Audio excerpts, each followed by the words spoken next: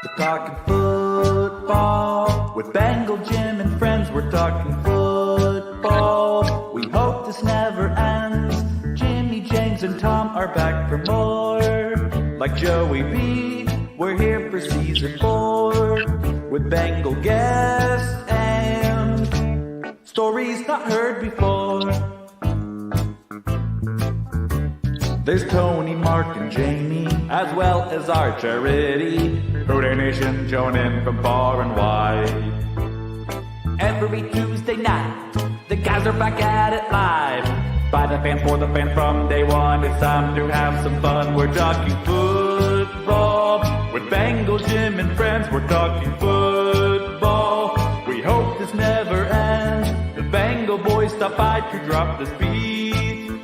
Don't get your popcorn ready and take a seat. Season 4 will end with the Lombardi.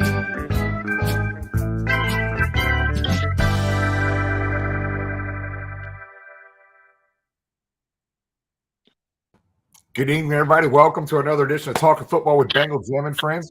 And guys, a big dub yesterday down in Jacksonville. Tony's running on fumes right now. The bags under his eyes. He hasn't slept in days. I literally just walked in the door about half an hour ago with Trish. Tom, I'm going to mute you just for a second. I'm not sure what that crackling noise is. Just got home not even half an hour, 40 minutes ago. James is going to join us here in a little bit. James just got home on a flight from Jacksonville as well. Guys, I just want to kick it off. We got MARISA CONTIPELLI. Thanks for being with us tonight. We've got MARISA CONTIPELLI joining us here about 8:20 this evening. She's always great to have on the show. I think it's maybe her third or fourth time on the show in the last 4 or 5 years. But guys, just an amazing day down in Jackson. Amazing weekend. Guys, if you were down there, you know what I'm talking about. And those of you who weren't, I'll try to paint a better picture of this. But guys, it was just absolutely amazing, the amount of orange and black all over the city the entire weekend. And there was some who would tell you that maybe there wouldn't be a lot of Bengal fans down there because Joe Burrow wasn't playing. Bengal fans are there, win or lose, supporting that team, no matter who the damn quarterback is. They showed up and showed out, Tony. Tony, you were down there. Talk about it, bud. Yeah, so it was great. One of the best things I like about our traveling tailgates is the fact that we bring all these Houday Nation folks together, ones that don't get to experience and ones at home. So it was great. A lot of great people, a lot of good conversations, a lot of support for the Bengals. So it was really great to see everybody there. Yep. Tom, I know you watched it. On TV, bud. Give us the scoop, man. What did it look like? What did it sound like? It sounded like the first, 7 to 10 minutes, like sheer terror and pure panic. But after that, that really clicked in, and it was, in my opinion, the most exciting Monday night game in the history of the franchise. And they clicked in. Yeah, there were some bumps. Yeah, there were some things that didn't go right.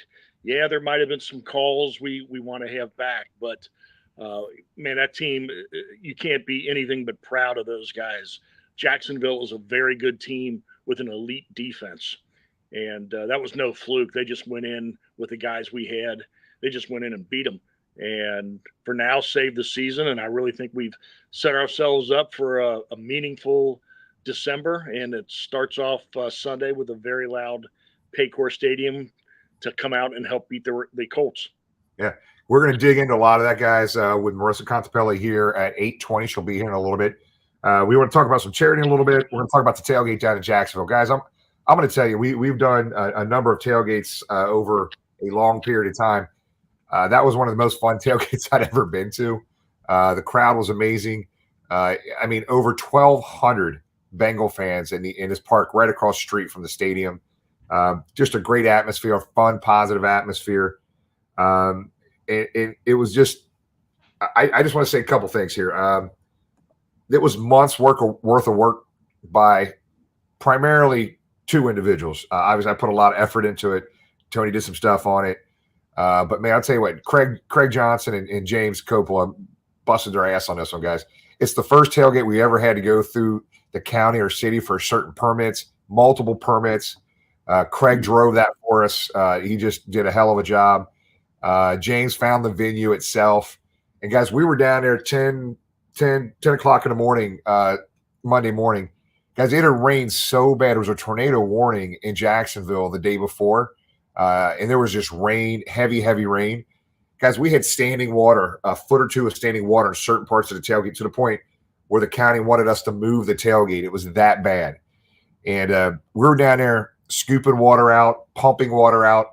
It was a lot of work. It was a lot of work, man. And I tell you what, it all works out at the end of the day. We had an outstanding event.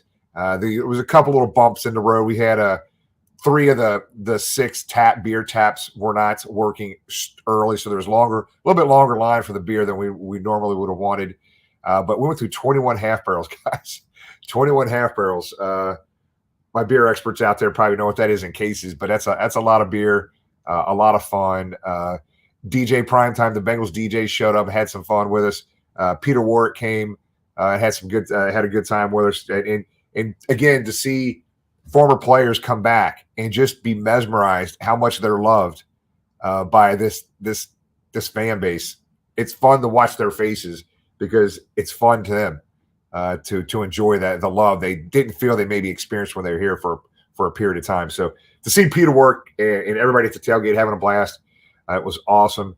Guys, we appreciate you so much for being part of that. We're still reconciling some things. We'll talk about the charity that we did at the tailgate here in a minute, but that piece has been reconciled. We're still reconciling. There's a lot of work that still we have to do over the next couple of days to kind of figure out where we were and then how much money we actually donated to some of the charities that we took on that worked as volunteers at the event as well. So a lot of paperwork, a lot of reconciling we still have to do on our end. So if you're at the tailgate, we appreciate it. I hope you had a good time. It was an amazing time. Tony, talk about the tailgate for a little bit, man. You were down there too, brother. Yeah, it was a great time. As always, we did our charity event down there. A lot of people supported. We did, like you mentioned, Warwick was down there, and he has a foundation called the Paint and Work Foundation, which we did some fundraising for. We sold out the 2 decks of cards fairly quickly, within 2 hours, I would think, an hour and a half. It was great just to see people out there having fun and giving the support. The food was good when it lasted. I think the subs went quick, and we had over 100 pizzas, and we had a vendor there. It was all good. Everyone having a good time, networking with people. But from a foundation standpoint for Peter Work, we did almost it was a little bit over $2,500 for them. So looking forward to process that money and give it to them. It was a good cause. And we had a Joe Burrow signed jersey and a BJ Hill signed jersey that we were able to give away to a couple of good winners. So that was cool. And then also, I just want to give a reminder, if you guys look behind me here, we got our Toys for Tots drive going on, and all these toys coming to my house every day. Amazon is a frequent flyer by Tony's house, delivering lots of packages of toys. You can buy them on Amazon, as well as the next 2 tailgates. We will be collecting toys. So if you're coming out to see us at the home games, please bring a toy for the kids. We have a couple of events set up as well. Tracy's Lounge is December 9th. I do believe that's a Saturday night. Come out and see us there. It's in Loveland. And then we have our annual Fill the Bus event, which is since they moved the game or announced the game for the Vikings to be that Saturday, we're going to do our Fill the Bus on the 17th. So we're up to almost $108,000 this year for charity. So again, thank you guys for all that. I mean, we couldn't do this without you guys. So we appreciate anyone who helps us support that effort. And that's all I have, man. It was a great time, though. I appreciate Craig and James. They put in all that hard work for the tailgate. And I appreciate all the Who Day Nation folks coming out to visit with us. It was a lot of fun. Yeah, I didn't get a ton of pictures, guys. We were all scrambling, running around, doing a ton of different things. But I did get a picture with Peter Work there. You can see the crowd in the background, maybe a little bit better. I'm going to maybe have another picture. But see Peter Warwick have a smile on his face the whole damn time he was there. He just loved his time there with everybody. This is maybe a better shot to DJ and DJ Primetime.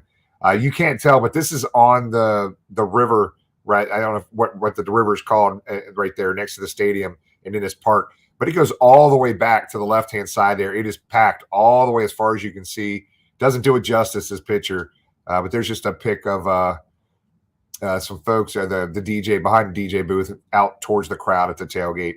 And again, just some pictures of There was a boatload of kids. We had some folks wearing their FOCO overalls. These guys, I would say about maybe 80 to 85% of the Bengal fans were in white. And then we had the first time I think we've all been together on one area, Tony. The fans of the year, the last 4 fans of the year here. We got Sean Moore, myself, Tony,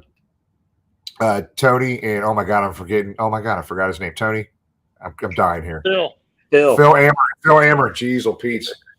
Oh my gosh, I'm losing it. But it was cool to see those guys there. We gave Phil the mic, put him on stage, let him lead the Who Dey chant. But what a really fun time at the tailgate. So let's get into some game talk, Tom. James will be on here in a little bit. Jamie's got some stuff going on up in Canada with a venue event that he has right now. We'll get into more detail with Marisa when she comes on at 8:20. Marisa Contipelli with the Cincinnati Bengals will be on with us here in a little bit. Guys, I'm just going to throw out some names. I want to dig into some conversation around it. Obviously, you can't have a conversation about the game without talking about Jake Browning, Chase Brown, and Jamar Chase. We'll talk about all these guys. But guys, let's talk about Jake Browning, Tom. I mean, this dude, there have been, I don't know, thousands of quarterbacks in the NFL, hundreds that have played for a long period of time. None of them, a lot of them have never had a game like that. 32 for 37, 354 yards, a rushing touchdown, and a passing touchdown. I mean, not talking about it. He wasn't making a ton of reads, first, second, third reads, but this dude was outstanding. I didn't expect that. I mean, he was smart. He was well coached. He was well prepared. There were some bumps early on in the game, but he adjusted very well to it. The team adjusted very well to it. The offensive line, who always takes so much abuse, I thought a couple plays it wasn't there, but I thought they did a magnificent job protecting him, giving him what he needed, and a lot of what he needed was a running game. And the running game showed up. It wasn't overpowering. We didn't have Earl Campbell for 36 carries and 160 yards, but it was there when we needed it. It helped set up. It wasn't 2nd and 8 or 3rd and 6. It was 3rd and 2, 3rd and 3, 3rd and 1. And those conversions were there on those yardage. And I think that was big too. But he was the best quarterback in the NFL this weekend. And something else, consider this, guys. We're going down the stretch. We're not going to win our division this year. Congratulations to Baltimore and their whole coach. They're going to win the division. But Jake Browning right now is the second best quarterback in our division. He's the second best quarterback in the AFC North. We're going to play a backup quarterback this weekend with Indy. We're going to play a backup quarterback the week following against Minnesota. Looking like we're going to play a backup quarterback the weekend after that against Pittsburgh. Then we play a Hall of Famer in Patrick Mahomes. Then after that, we're going to play a backup quarterback against the Browns. Quarterback may not be an issue anymore matching up. We may have the best quarterback coming into the game every game but one, 4 of our last 5 games. So it was a huge win. It resuscitates the season. And, if we can take care of business then against Indy, it almost feels like the playoffs have already started. It's every game from here on out is going to be meaningful. And I think if they can get to 10 wins, even though we've got some problems with the tiebreakers, we're going to be okay. And if they play the way they did last night, they're going to be okay. Yeah, it's interesting too. I think you made a really good point there, Tom. Guys, we're quick to criticize the coaching staff and the team's not performing. I didn't hear a whole lot of praising the coaching staff because, guys, I'm telling you, the coaching staff put Jake Browning in some very good situations. I thought that was one of the better coaching performances of the year by the staff. Yes, the 2 passes that were not thrown by our quarterback last night, those 2 plays did not work out well. In fact, they were disastrous. But I think, not to be an apologist, but based on our game last week against Pittsburgh, if you're a coach, I think you need to put those kind of games or plays into the game plan to shake things up. We may have needed them to move the team, The Tyler Boyd pass was mistimed. I think we had Jacksonville on the run a little bit then, and it gave them new life. But man, I thought I thought it was a very well coached game. They did put up quite a few points on us, but no, it was a very well coached game. The offensive line played well, and you saw the result. When you help your quarterback, he'll help and lead you. So it was an outstanding, exciting effort. And let's not forget our fantastic kicker kicking that clutch field goal to win the game and being 6 inches from nailing a 57-yarder off a very wet, grassy field last night. So it was a team win, and we're going to need more of them, though. Yeah, talking about the team win, the one thing I really enjoyed about the whole thing was seeing all these new players come out. You had Browning doing what he did and almost hitting every receiver. We had our tight ends catching passes. We had the wide receivers. We had our backfield. So it was really good to see everything coming together for sure. And in our running back situation, you had Mixon. You had our new guy. I'm Chase Brown here. Yeah, Chase Brown. He came out and I think he got his longest rushing yard during that game. We had Battle coming in from the secondary, making some great tackles. So it was really good to see that overall, all aspects of the team working. I know what it was like watching it on TV. The three of you, tell me what it was like in that stadium when he hit Chase for that 76-yard touchdown. James is here. Let's let James. He was chilling in the hot tub, I think, in the stadium, but he was watching. The pool wasn't so warm. So good evening, gentlemen. Sorry, plane was a little late getting back to Indy, but I missed obviously the beginning. But just the amount of Bengals fans there, and it was loud. To your point, Tom, when Chase got that touchdown, impressed by the turnout despite Joe Burrow not playing. And I heard what you said about Jake Browning, who had a career day, and kudos to Zach. There was a lot of talk about that on the national media. But the one thing that struck me more than anything about Jake, he just seemed calm back there in the pocket. There's a couple times there was guys out of position. He just simply motioned them, hey, you're supposed to be on this side, or move up to the line. He looked like a seasoned vet. Big difference from week 1 start to week 2. Just looked composed. He did the similar thing like Joe does with his hands over his ears there when they're trying to get a play, and he looked similar in that aspect. But I thought he was just calm, cool, and did what he needed to do. I don't think he's going to have to carry this team on his shoulders, but we just don't need him to lose the game. Kind of what you alluded to earlier with the Tyler Boyd pass, which man, that really could have bit us pretty good. But overall, impressed. You and I talked earlier, Tom. We're going to have a couple thoughts on, man, we gave away a couple games. I agree with you on the 10 games to get to the playoffs. Everything's still ahead of us. I know that's kind of cliche to say, but it is the truth. But I think we're going to look back even at the Pittsburgh game and some of the other games and say, man, we left a lot of meat on the bone. Those are games we wish we would have had, especially now, considering that's an interesting point that you said about looking ahead and how many backup quarterbacks are playing right now. Glad to see Trevor Lawrence's injury wasn't as bad as they thought. Having a high ankle sprain in high school, those are, not serious, obviously, like an Achilles or something like that, but they're just one of those things that linger and can be a pain in the butt for them the rest of the year. So certainly no cakewalk for them.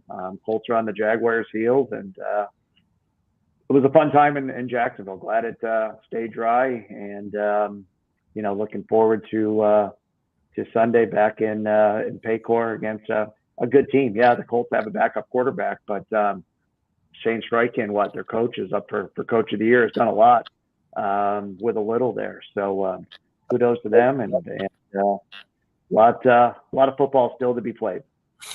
Go back to that Jake Browning comment. I mean, very well coached, smart decision. But guys, as that game went on, did you see? You could just see and feel his confidence. Just he was playing with a lot of confidence at the end of the day, which is really where you got to be as a quarterback. if you start second guessing yourself, you can make a lot of quick decisions out there. There were times where he held the ball way too long early in the game, but he was playing with a lot of confidence in that game, which was fun to see. So, Jimmy, building on that, you guys are in the south end zone. I'm in the north when we have a home game. So we see the team run out of the tunnel at us. And, one of my buddies, second generation going to the game with him, his dad went with me for decades, but Matt Clark played college football. And when Jake came out of the tunnel against the Steelers, we looked at each other and we looked at the Jumbotron, and he looked, I don't want to say scared. He did not look confident. His body language, he just kind of gingerly, he was almost shy running out of the tunnel. There was a different guy. I think that extra week of being the starter, being the man, Zach said today that the practices this week were night and day compared to a week ago. And that Thursday may have been the best offensive practice the team has had all year as a unit. So, hopefully he's got the confidence. A quarterback definitely needs that, and that can carry us the rest of the way. It's, I talk about all the backup quarterbacks and the schedule going ahead, but only one game matters, and that's Indianapolis. That's right. By the way, we need a name for this. James, you drive I-74 enough. Well, I mean, what do we call the Batesville Dairy Queen Bowl, or the I-74 speeding ticket bowl? I mean, so we need a name for this game. Like the kickball team has the Hell is Real rivalry. We need to. You're right, Tom. We need to pork tenderloin versus the chili bowl, I guess. Oh boy! But it looks like our guest is in the waiting room. He is. Tom, you want to go ahead and introduce our guest? And Marissa, sorry we're 2 minutes late. And friend of the show, one of our favorite guests, goes back to the first year of our show when we started here. But Tom, go ahead and introduce Marissa for us. Well, like you said, a great friend of the show, a great attribute. She definitely earns her stripes. A sideline reporter in the preseason, keeps us updated during the games at Paycor for all the home games. And she would have been a natural successor to Kay Adams. She should be hosting Good Morning NFL, but we're thrilled and very selfishly to still have her here with our Bengals. So Marisa Contipelli, welcome to Bengal Jim and Friends. You guys are way too kind. Seriously, some of my absolute favorites. I always love when I get a chance to talk with you guys. Got it. Marissa, most of three of us on the screen are literally just getting home here in the last hour or so. So we're running on fumes. Didn't sleep a whole lot last night. Worth it. I'll do this every week if it means a W. But Tom, get us kicked off some questions, guys. As you're watching right now on Facebook, Twitter, or YouTube, just pop in as many questions as you can. We'll try to get to as many as we're able to while we have Marissa. She's more than happy to answer any questions for you guys. Go ahead and start typing in questions for us. We'll try to get to a few of those. And I want to interrupt you real quick, Jim. I just want to say congratulations to Tony. I know I have not gotten a chance to see you in person to fully congratulate you for being our fan of the year. I was so excited when I heard that you were going to be our nominee. You are so deserving. Thank you for all you do for Who Dey Nation and Bengals fans. We cannot seriously have a better group of a fan base between you, Bengal Jim, just everyone, Phil from last season. It's just absolutely incredible what you guys mean to this city and this fan base. So congratulations. Appreciate that. Thank you very much. Yeah, Marissa, that's awesome. Let's kick it off, Tom. Let's go. Well, Marissa, certainly a big swing.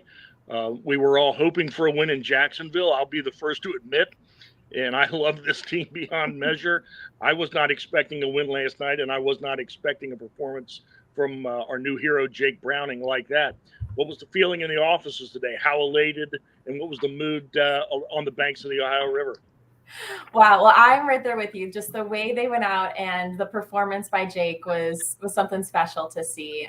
I'll be honest, it was a little, there were some tired bodies in the office this morning, just like I'm sure you guys are feeling right now, because we were all up late. I didn't travel to Jacksonville. I sat this one out, but I was back in the office working remotely last night. So it was exciting. There's a lot of positivity still in this building. And even this morning, I happened to be walking into the office at the same time as Coach Taylor, and I could see how tired he was, but just how vibrant and just how, full of hope that, this coaching staff and this team and just everyone has that confidence and belief. And it's an exciting time. I was talking with Dan Pitcher, 2 weeks ago, and he had said that Jake just, needed his time, needed his opportunity. And you hate the way that it came about because, we all wish that Joe was out there. But Jake showed us last night just what he is capable of and why the Bengals have had so much belief in him being that backup quarterback. Yeah. James? I'm going to change gears a little bit. And Marisa, thank you for joining us. But obviously, you're a big part of the in-game production on game days with your interviews and things like that. For the fans, we think it's easy to show up, give you a microphone, and this is what you're going to do. Somebody's going to call down, and Marisa, this is your spot. Can you give us a little insight on what goes into it the week leading up to it? Obviously, November is military, where we honor them. October is a different theme. So how does some of those production meetings go, and how many do you have actually leading up to game day, which might be a 30-second piece, but so much legwork goes into that? Yeah, absolutely. Great question, because our game entertainment group has just done a tremendous job the last few years, just kind of elevating and raising the bar year after year with different things they have planned going on game days. And I can't speak too much for a lot of the behind the scenes production of it, because I'm only really kind of involved with my on-camera hosting game day responsibilities. So if you ever want a guest, I can kind of steer you in the direction of Alex Schweppe. He's our manager of game presentation and just does a phenomenal job of the planning and coordination. But there's a lot of prep that goes into it. I know they work usually a few weeks out before a game. So for our Colts game coming up, I know that they started preparation for that 2 to 3 weeks ago, trying to get ahead of the game, because they know just how much goes into putting together a 3 to 4.5 hour show for the fans. And they jam pack it, as you guys have seen. I feel like they don't, miss any steps, that they do a really good job of, keeping it moving from the time gates open to when the last fan walks out of the stadium. And so I'll get, maybe I'll have to ask some more insight in terms of what exactly kind of Schweppe and his group do. But when it comes to kind of my segments on game day, for my keys to the game hit that I do pre-game, that's up there on the stage, it usually kind of depends. I usually spend a decent amount of time researching, kind of use crossover research between what we put into Bengals Weekly, which is the show that airs Sunday mornings on Local 12 that I host and produce. And so a little bit of that, and then we'll put together my script for that, along with kind of B-roll of what the 3 important keys are. And then I'll send that video cut usually Friday afternoons to our team and time it out script wise, so that Sunday I try to, be on best timing, I guess, that I can, so that what I'm, saying lines up with the script that you guys are watching in stadium. So that usually takes a few hours. And then when I'm back up there at halftime, it's kind of just whatever's happened in the first half. I have a text chain with our guys in the control room, just kind of saying, okay, this is kind of what makes sense for our highlights. I'll write out my bullet points, and then I don't see the video until you guys see the video at halftime. Oh, wow. Interesting. Very cool. Tony? Yeah, so Marisa, unfortunately, we saw it this Monday night. We had a quarterback go down and get injured. And when Joe Burrow got hurt, a lot of us saw that and like, oh, no, the season's over. It's doom and gloom. But the people here on the screen didn't believe that. And I know the players in the locker room didn't believe that. Can you just talk about what you saw from your perspective of what changed or how that team rallied to continue our ultimate goal of going to the playoffs? Yeah, that's a great question. Rally is the right word. Every player I talked to in that locker room after Joe went out and Jake was going to be the next man up just had that same kind of sentiment where this team is so confident. They believe in Jake. They're going to rally around Jake. And that's exactly what they did. I know it took a little bit longer. Of course, we would have liked to have seen, a different kind of game in Pittsburgh than, we did. But it took some time to get Jake kind of back in there and accustomed to being the starting quarterback. And in talking with Jake and talking with Coach Pitch, I know preseason was huge for Jake to be able to have that experience and get those reps with the starters, like he did when Joe was out with the calf injury. So a lot of the guys, they love Jake. It was funny when Jake was saying kind of being on practice squad the last couple of years, just he's really gotten a chance to know the entire locker room. And I think that's great that, he already has those relationships and kind of that rapport built with a lot of the guys that he's going to war with every week here. And so this locker room, I've said for the last few years, is really special. It's one of the few that I've seen that are as close as they are, where it seems like everyone is just genuinely friends. They enjoy each other's company. You're going to work every day, but you're also liking who you're around. And so I think that's something that's really unique. And it's a reason that guys choose to be here in Cincinnati is because of that culture that, Zach and the organization have built. And, this is just another example of that where, you lose your star, your franchise quarterback in Joe Burrow, but we're not missing a beat. That confidence, that belief is in Jake, and then this team is doing everything it can to set him up for success. That's awesome to hear. So let's talk about two guys I am absolutely love watching play right now. We had two young guys, Jordan Battle getting a lot more playing time right now, and Chase Brown had, I think, the longest run of the year of any of our running backs, and you could tell he was excited to get ahead, fresh legs, and I think he had 9 carries for 60-something yards last night. Talk about Jordan Battle and Chase Brown are getting an opportunity. It seems like they're taking advantage of it. They really are, and especially when it comes to Chase, just because he was dealing with that hamstring. So it was so great to finally see him get some meaningful game action times, and he really provided a bit of a spark when he got in there because I feel like this team had been needing to find that change of pace back to Joe Mixon. So to see him pull out a couple of explosive run plays and to really kind of flash what he's capable of was a great sign because I know I had been eager to see him out there, and to see him last night kind of make the most out of the opportunities that he was given was pretty phenomenal. And then same with Jordan Battle. I think he's just a guy that was kind of, biding his time, needing that time rather to get a little bit more familiar and comfortable in the system. Because when you saw him during flashes, I feel like early on in the year, you could see what he was capable of, but he still looked like a rookie. And he's going to look like a rookie for the duration of his first year, but he seems to look like he's feeling more comfortable back there and settling in pretty nicely. And so I don't know. I like, the future of both of these guys. I think there's a lot to like with both of them, moving forward and looking towards the future with some of these young guys that we have in certain position groups. And I don't know. I really liked what I've seen from both of them, especially though Jordan Battle. Yep. Tom? No, to build on what Marissa was just saying, we lost 2 fine safeties in Jesse Bates and Von Bell last year. Von in particular had a taste and a flair for the dramatic and the big play. But while there may have been moments where, I think Pittsburgh took advantage a little bit of that, the newness, I think the 2 guys we have now, given enough time to gel and play together, are going to be every bit as good, if not better. And, Dak's athleticism is out of this world. We are so fast in the secondary, and the way DJ Turner has stepped up, cover your ears, Melissa, when the refs aren't screwing him. And I was so worried being a UC guy, man, it would have been great to have Sauce Gardner, blah, blah, blah. We have our own Sauce Gardner. He's hurt right now, and Cam Taylor-Britt.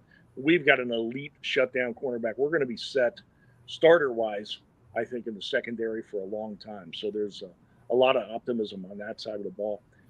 Marissa, though, coming up, I know you're already getting ready, like you said, for your shows, your contribution on the radio beforehand with Box Miller.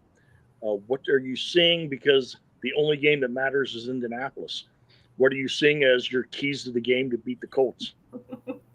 That's a great question. I'll be honest, I haven't taken a dive too deep into that. That's when I'm going to be spending a lot of my day tomorrow. But I mean, I think it just kind of starts with a lot of what we saw last night, with just the guys up front, and just hearing from Zach post game yesterday too, and talking to some of the guys. The offensive line can win in the trenches and protect Jake and open up holes in the run game to let us be a little bit versatile. I think that's going to be huge. So I'm going to say that on offensive side right now, and then also to just let Jake air it out. Like we saw, the fact that he had 5 incompletions, only 5. And I think 1 or 2 of those were drops.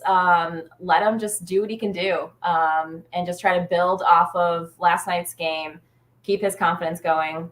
And then on the defensive side of the ball, I think this defense has so much potential there. As we were just kind of talking about the secondary, we know what the guys up front can do there when it comes to Trey Hendrickson and DJ Reader and Sam and BJ.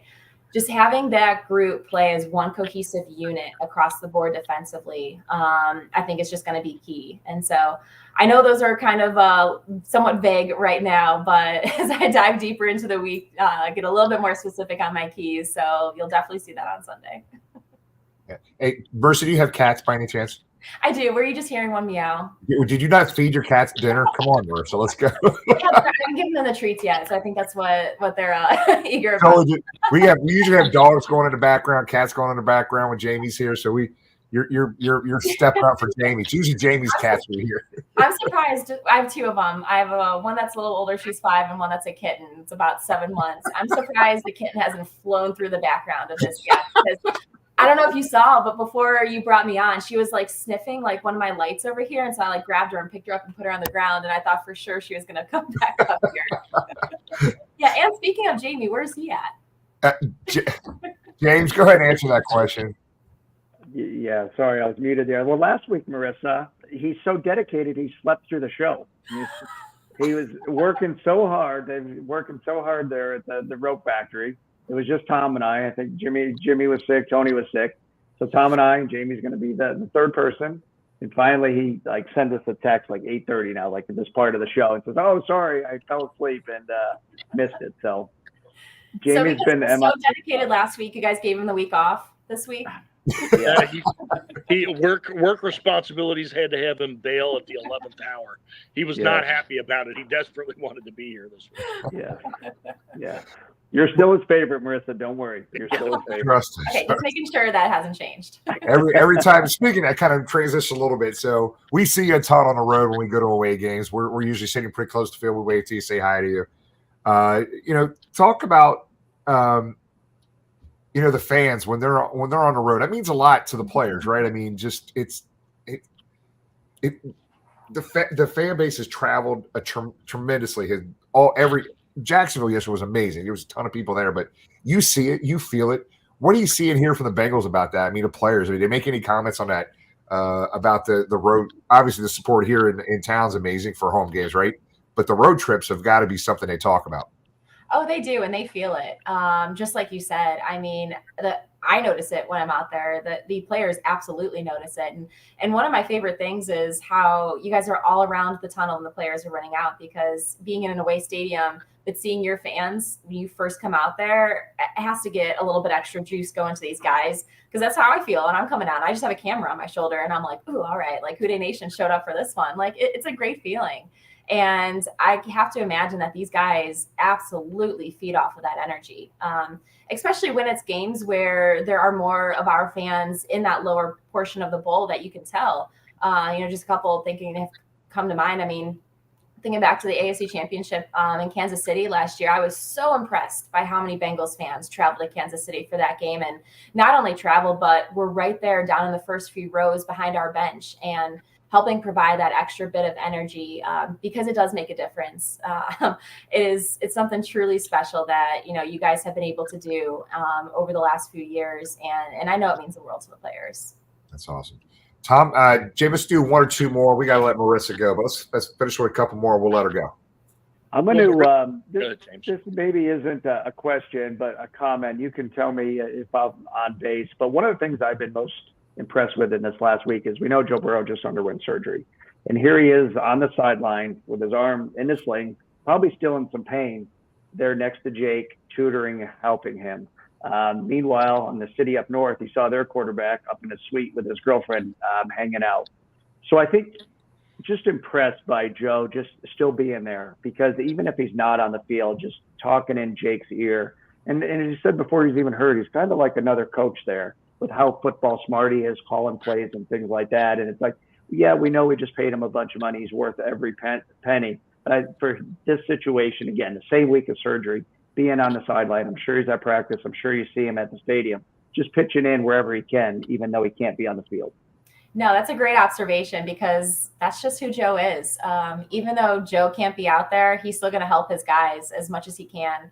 And I was honestly a little shocked that the week after coming off the week that he was injured, he was still in the building, in the meeting rooms. I don't know. I was just very impressed with hearing that from Coach Taylor, that Joe was still as involved and as around the team as he was in the days coming off of finding out you have a season-ending injury, where a lot of guys could have gone and sulked in their kind of emotions to a sense, but that's not Joe. And I think that's just part of the reason that this organization and fan base is so lucky to have a guy like Joe Burrow, who is always going to put his teammates and the team first. And I'm glad you brought up, because he is not that, your other quarterbacks and other injured players are going to do what they want to do on game days, but Joe's going to be there on the bench. And there was a couple times where the broadcast cut to shots of Joe sitting right next to Jake and talking through whatever they were talking through. And it just says so much about his character. And it's nice to know that the organization is definitely in the right hands of the quarterback position for the long-term future. Tom, finish this up with the last one. Well, with our current quarterback, with a short week and his sudden stardom, how much media availability is he going to have? Are you going to have a chance to talk to him and interview him this week, or is he going to be locked with Coach Pitcher and Coach Callahan in the offensive room gearing up for Sunday? Great question. So I know he'll have his typical media responsibilities. So I believe it's tomorrow he's going to have a press conference, which is the typical Wednesday quarterback press conference. I know we don't have any plans to do anything extra with him from our content and production standpoint. Also want to make sure he's has enough time to get prepared. So don't need to bother him with an extra 15 or so minute interview this week. But I'm sure there's going to be additional requests from outside media, national or local. So it will not surprise me if Jake's schedule kind of fills up a little bit extra this week, Tom. Fair enough. Well, Marissa, as always, we appreciate you. It's Bengal Nation loves you, loves watching, keeping up with you. We love seeing you on the field, on the road. You do everything. We see you with cameras in your hand, running around the field. We see you doing the interviews. We see all the stuff you're doing. We appreciate everything, Marissa, and thanks for being with us tonight. Thank you so much, guys. Love joining you. Cannot wait for next time. See you on Sunday. Hey, go feed those cats. Come on, go feed those cats.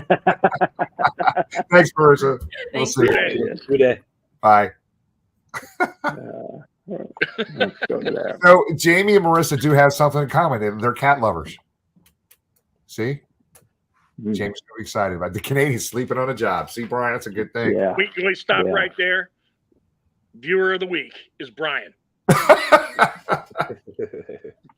So And then that's out of the way. in the comments, Brandon Yeah, I saw. was going to give Jamie the opposite award, but I think we already gave it to him. We texted him congratulations on that last Wednesday. So he has been informed that he got the opposite end of the viewer of the week last week for his performance or lack thereof. Last week, Jimmy and I, we've got, I think we settled on somebody else before we went on the air tonight. Well, let's go ahead and do that. Let's go ahead and this is an episode that started, was it last week before last? Tom, just out of the blue, came up with the Asshole of the Week award. We have a Viewer of the Week, but Tom, talk about this week's Asshole of the Week. Well, and we talked about it a little bit before the game, and we Jimmy and I, and the one we'd kind of settled on. The nice thing about that is we can use that any week because it always seems to apply. And what also seems to apply just about every week is, despite what Roger Goodell tells us, man, the NFL officials never fail to disappoint.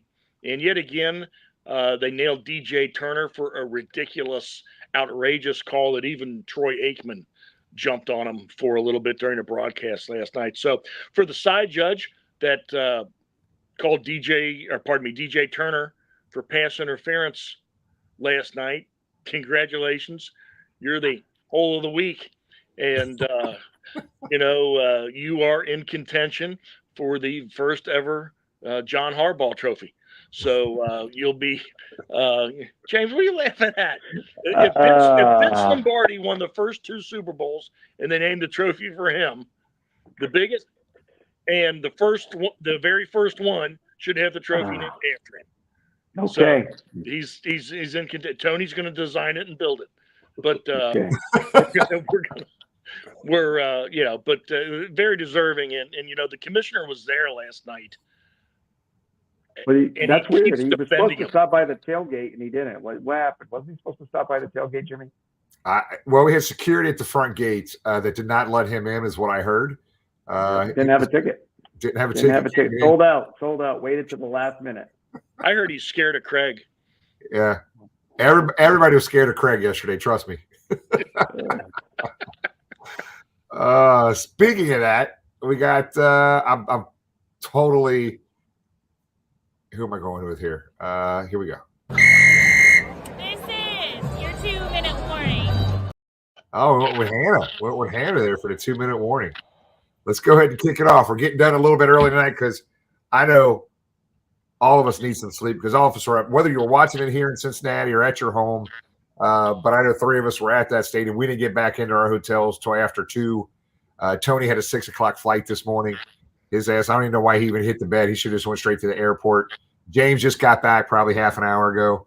I got back about a little over an hour ago. So we're all exhausted, but we'll take it. We'll do this every week if it means a W for the guys. So let's go and get it going here. Tony, go ahead, buddy. Kick us off. 2-minute warning. Yeah, so great weekend. Got to go to St. Augustine, visit the little town there. It was pretty awesome. Walked around. My calves hurt. My back hurt. The bedding wasn't the best for where we stayed. And, I wouldn't change any of that based on what the outcome of the dub was. So I'm glad we pulled that off. And, we got more games to come. Keep coming out and supporting the team. Don't forget about the Toys for Tots next 2 home games. Bring a toy out to the tailgate if you're coming. And let's keep going. Who Day. Tom? Well, the only game that matters, even though we did get a little ahead of ourselves, the only game that matters is Indianapolis. And they're good. They lost their starting quarterback. They're good. They're dangerous. But if we play the way we did Monday night, the Bengals are going to be very, very difficult to beat. So the next big step, the next essential step is to beat the Colts. And let's get there. Let's be loud. Let's be ready and go from there. James? Speaking of the Colts, we are going to have some of their fans in Lot E this Sunday. So we have to, with what Tony said, we have to bring more Toys for Tots than what they bring. So we're going to have a little challenge, but there'll be, I'm sure, a large contingency coming down I-74 for the game Sunday, with it being certainly so close. And 2, I think, what are they in the 7th and final playoff spot right now? So, they're playing some good football. Looking forward to a good game. One thing, I don't know if you mentioned it earlier, I believe it was the 4th time we wore the white jersey and helmet combo, and we're 4-0. So we need to put those away for a must-win game. And it was funny at the tailgate too. I talked to a guy that lived in Florida. I believe he drove across from Pensacola, and he was 7-0 going into last night's game, watching the Bengals. So I should have got his number. He's somebody else we need to get to the Bengals games when we need a win. But going back to the tailgate, just thank you to Craig. So much legwork was put in. It was a swamp. It was a mess first thing Monday morning. Thanks to the parks and everybody's hard work, we got that cleaned up. Thanks for Kick from Cincinnati Music Accelerator for dragging everything down. Thanks to John Stenger and his family. They were there slinging pizzas and subs the whole night. We appreciate them. We had a local charity that helped work the front gate. And I know we said it a lot of times on this show, but it takes a community to pull it off. So we appreciate that. Jimmy, first thing he got there yesterday, had to run to the store and get stuff. So much goes to it. But again, we appreciate it. And the reason why we do it is because of you, the fans. So another huge crowd. If you look at the 3 tailgates we did this year, away ones, Nashville and Arizona and Jacksonville, and just huge turnouts. I think up in the chat here, Rock and Bengal made a comment that Jake said he's never seen so many away fans. And I think that's the way we see it a lot of places where the Bengals show up. I know I had a chance to talk to Peter Warwick a little bit yesterday, as 100% of the proceeds went to his charity, and I think he was blown away. He was playing at a time here in Cincinnati when things weren't going so well.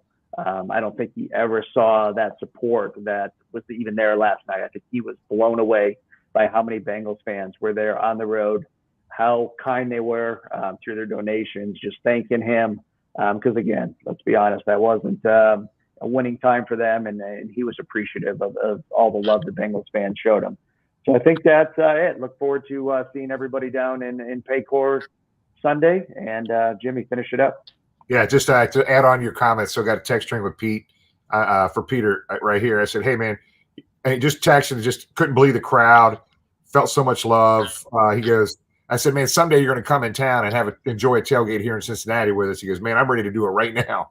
I had so much fun. So Tony said earlier, $2,550 raised for his charity.